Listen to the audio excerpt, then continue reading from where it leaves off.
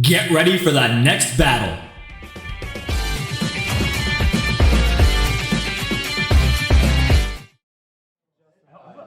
What's going on, YouTube? This is D Riggedy Wreck here with Argo, bringing you another Gundam Card Game feature match here on the channel. If you guys enjoyed today's feature match, be sure to leave a like and subscribe for future content, as always.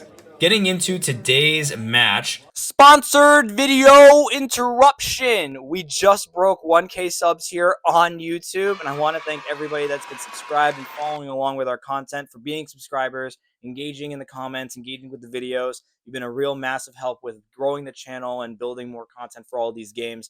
I really appreciate the support.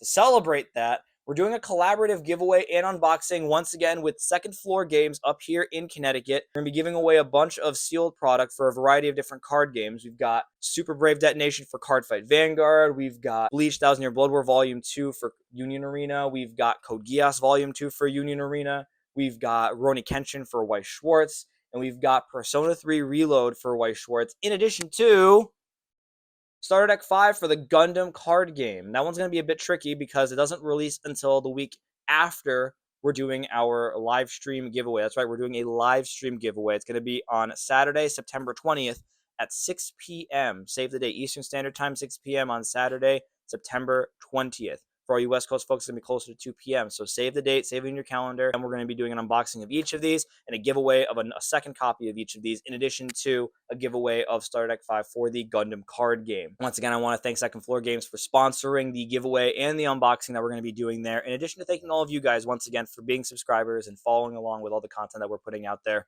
We're on the road for the next big benchmark of 2,500 subs. Back to the video. On the left, piloted by myself, we've got Red White Justice Midrange. This is based off of that list that you saw in the previous deck profile video. If you had a chance to check that out, I'll have it linked up somewhere on the video there. And then on the right, piloted by my buddy Winter, he is running it back with Red Blue Cyber-Newtype Pink. Largely the same list that you've seen throughout the meta so far, but a couple different tech choices. I think that he has some spicy tech choices in the list that definitely make it a bit different and give him a bit more advantage, or a bit of a different type of advantage getting into the mid game there, but largely the same list. The early game is pretty straightforward. My turn 2, I throw down an Overflowing Affection, and that'll be the end of my turn 2. Winter throws down a Vesalius in his turn 2. Got a couple cards in his hand that'll definitely help him key up into the mid game there. The 2 copies of Show of Resolve are going to be really critical in maintaining hand advantage into the mid to late game there. That's one of the weaknesses for White, I think. There's no real powerful draw engine other than the Overflowing Affection, which is really just a net 0, unfortunately, for White there. So there's no real way to build hand advantage outside of throwing down bases to try and fetch cards from the shield area there. But beyond that, it's going to come down to who can see more of their pieces and really accelerate and control the board state. Again, with the White Justice mid-range portion, you've got the Sword Strike there to be able to control board state a bit better by being able to bounce things that have 2 HP or less with the Link. And then vice versa, getting into the late game with the Justice, you have a way to accelerate into a multi-attack combo with the Fatum 00. Winter for his turn 3, he throws down the Kshatriya Vanilla with the Link, and then he's got the Marida Cruise to go with it, swinging into EX base, and then pinging the Elfrith for 1. We're going to block with the Elfrith. It's going to be a negative trade for us, but we're going to deal the 2 back to the Kshatriya there, giving it 3 remaining HP. I believe that's a copy of Battle of Aces in Hand, so we could go with that option there. Or we have a couple other options we could go with this turn. We are going to throw down the Battle of Aces for 2 to get rid of the Kshatriya there, and then with the remaining 2, we're going to throw down another Elfrith to replace our blocker, and that'll be the end of our turn 4. Passing it back to Winter for his turn 4. Being at level 5 is pretty key for him. He's able to access some other cards and then still have the EX resource to be able to stay at a higher level. He's going to throw down the RX-78 good old combo with the Amuro. He's going to rest down the Elfrith and then swing into it with 2 damage, and then he's going to repair 2 at the end of his turn there, net zeroing that whole combo there. It's just an overall good card, and I think that's definitely one of the debate topics of the current meta, is that the RX-78 is just a really solid card compared to every other LR in the starter decks. Just being consistently able to destroy small bodied units with no real consequences, definitely really solid. Plus, to be able to rest down a blocker or rest an attack target that can feed into that combo is just really solid. We're going to follow that up in our turn 5 with the Sword Strike Gundam, and then we're going to have the Kira Yamato Link We're going to swing into his RX-78 there, and the Kira is going to reduce the AP by 2. It's going to deal 3 back to us there, so it's going to leave us with 1 HP. We're going to throw down a Mining Asteroid, the 6 HP base, to give us a bit defensive action going into the mid-game now that we're getting into turn 5 for both of us. We want to set up a little bit more defensively there. That 1 HP remaining on the Sword Strike is a little detrimental in this matchup. With the Angsha being thrown down, it's going to deal the remaining 1 damage to the Sword Strike, and it's going to give him the body there for next turn, depending on what we're able to throw down.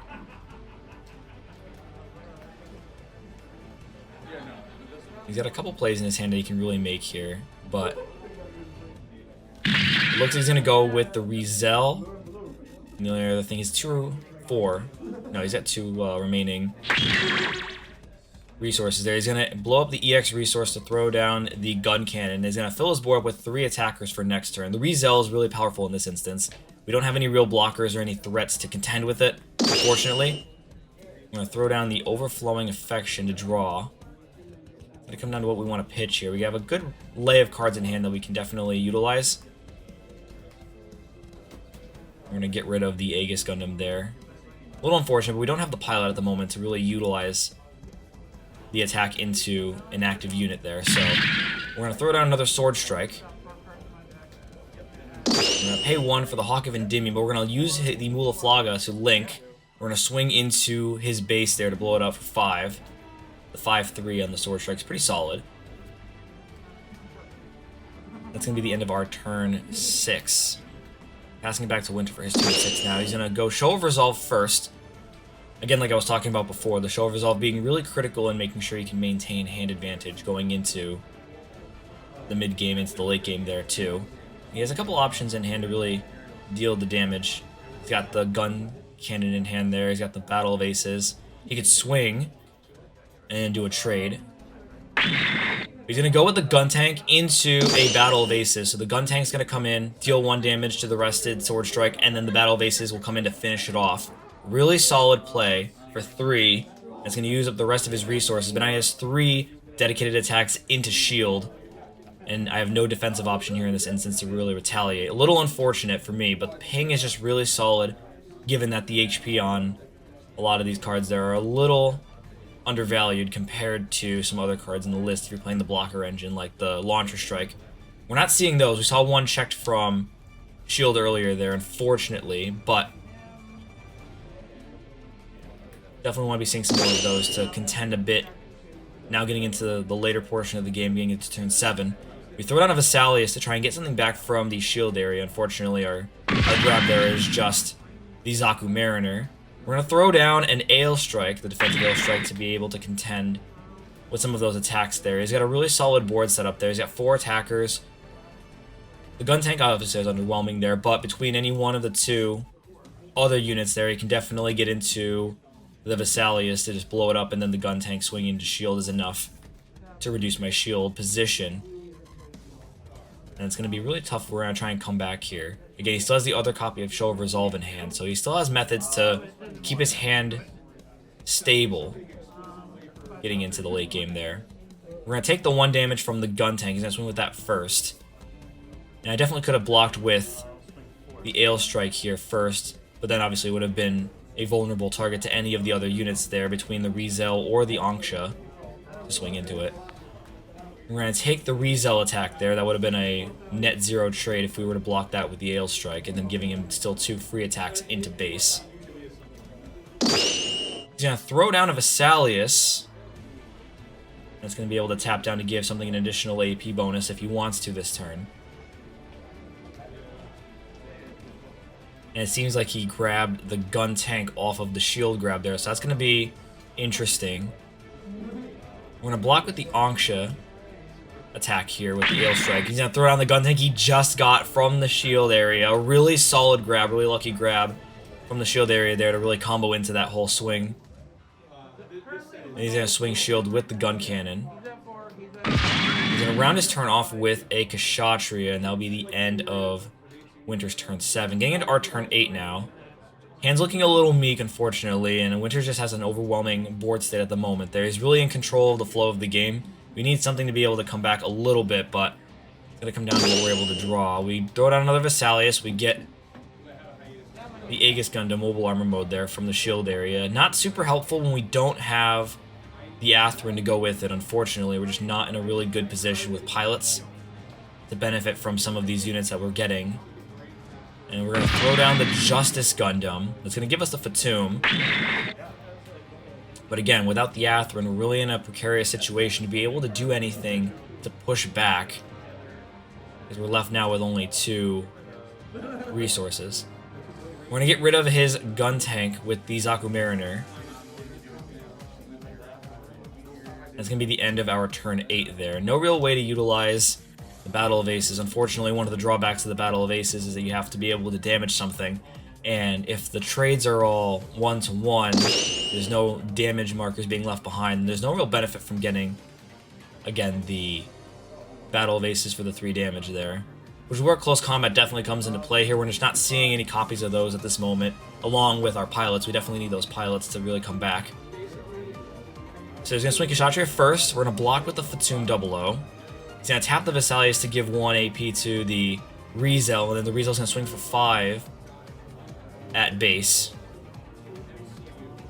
And again, once again, we don't have any way to really contend with that. The battle base is not viable in this instance. The gun tank swing next. We're going to check the full frontal. He's going to swing with the gun cannon for game. Thanks again for watching, guys. Again, if you enjoyed today's video, be sure to leave a like and subscribe, as always, for future content. Definitely check out the link in the description below for our giveaway live stream that we're going to be doing. Once again, the details for that are in the description below. Definitely check that out there, guys. But until the next video, take care.